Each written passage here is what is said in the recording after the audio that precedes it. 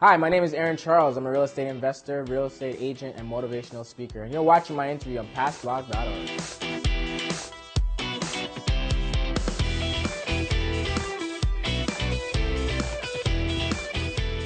I'm here with Past Blog's Achiever of the Month, Aaron Charles. Aaron, it is such a pleasure to have you with us today.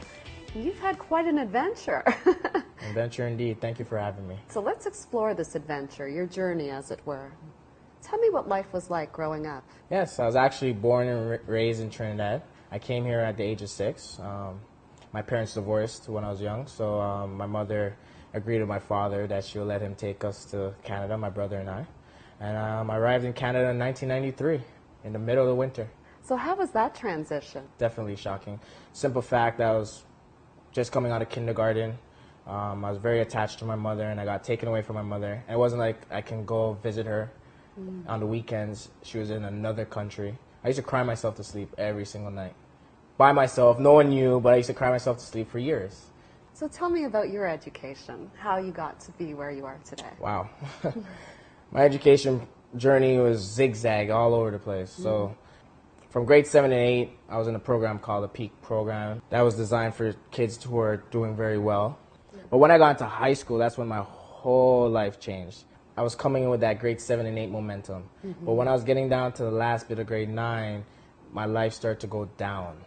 So I started getting into girls, I started hanging out after school. My dad wasn't used to that type of behavior. Yeah. So his only way was just strict discipline. So it eventually caused us to have a lot of friction. And it caused me to actually get kicked out of the house at the end of grade 9. So I started skipping school. My marks went from 80 average to 20% average. Probably missing 6-7 months worth of school, getting kicked off the sports team. So high school started to get a little shaky for me. I was kind of like that cool kid in school, so I couldn't really show my weaknesses because everyone was looking up to me, right? So it was challenging because I felt like I was living a lie for so long, and no one knew it. I dropped out of high school to work at TDC. I got hired as a janitor, actually, but I was very grateful because I was able to now provide consistently for myself at that time. Can you tell me about your son? It's been a great experience. I always say to him, I tell him to this day, you saved my life. He goes, Dad, what do you mean I saved your life? You gave me life. And I said, you honestly saved my life. Because I feel if I didn't have my son, I wouldn't be here today. Absolutely. I really feel I would have been either in jail, dead, or just non-existent to anybody. Before my son, like I said, I was very angry. I was very bitter. I was hanging around with the wrong crowd. I never got arrested or went to jail, but I was on the cusp. Any day I stepped outside, something traumatic could happen. But once I knew my son was on the way, I just found the strength to just dig deep and go for it. What was the best piece of advice that you were ever given or had? To study your books. That's what my dad always used to say to me. Education is key. And I didn't really take that seriously until I got a little bit older and realized what he was saying to me. I always said, oh, Dad, stop with that old saying. You'll say it every single time. But now that I've got to a certain point in my life, I realize education is very important. Yeah. I'll give you the story how I ended up in real estate, period. Okay, yes, Period. let's hear that. So I started a party promotion company with my best friend. And one day, we were going to a meeting. It was raining that day. So my girlfriend at the time said, she text messaged me. I checked it and she said, have a great meeting, be safe. And that word, be safe, stuck out to me. But I wasn't being safe because I wasn't wearing my seatbelt. Oh. So I said, woman always worrying. I put the seatbelt on. 30 seconds later, I got into head-on collision. While I was recovering from my injuries, because I got injured, a friend called me and said, hey, Aaron, I'm going out to Hamilton to look at some properties. I know you have a rental car. Let's go out there. Because insurance gave me a rental car. I said, yeah, let's do it. And that changed my life because from that day, I've never turned back.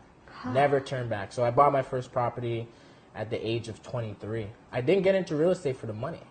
I knew the money was there, but I got into it because it gave me something to look forward to every single day. Now, you have had a number of successes. You actually own a number of million-dollar properties. Tell us more. The real estate assistance program, what I created it for was to help families doing well in at-risk neighborhoods get into housing.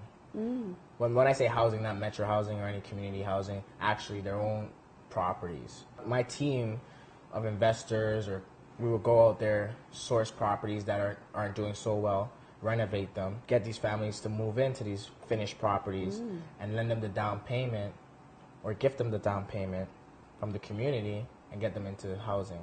The other angle is if these people are currently renting, but their credit isn't too good or their income isn't there yet, we'll put them into the finished products. They'll rent from us. We'll take a portion of their rent and then allocate it towards their down payment. When they accumulate the down payment, we'll then transfer the property into their name.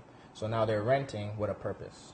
You're actually able to empower these people to now be homeowners. Exactly. That must be very rewarding. Yes, it is. Like I said, real estate changed my life. Knowing that I've helped somebody get to the ultimate goal of home ownership is the most rewarding feeling, because I was there. When I bought my first home, I felt freedom. I said, okay, I am building something here. I was so scared to buy my first property. So I'm just letting everybody out there who's scared and they want to make the leap, because we all had to start there. And once you get over that hump, you realize it's not a big deal.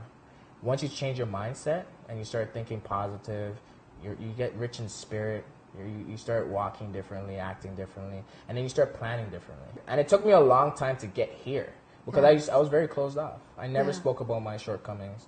I was almost ashamed of it. But now I realize that people need to hear these things in order to overcome what they're going through. So even if I can impact one person's life, I can say, you know what, I'm satisfied, I'm happy with that, right? I just want to impact one person's life. Well, you certainly impacted mine. Wonderful. Yeah. And thank you for being here. Thank you very much for having me. Thanks for watching PassBlog.org, and a special thanks to our guest, Aaron. And don't forget, you can follow us at PassBlog.org, Pass It On, and follow us on Facebook and Twitter. Thanks for watching.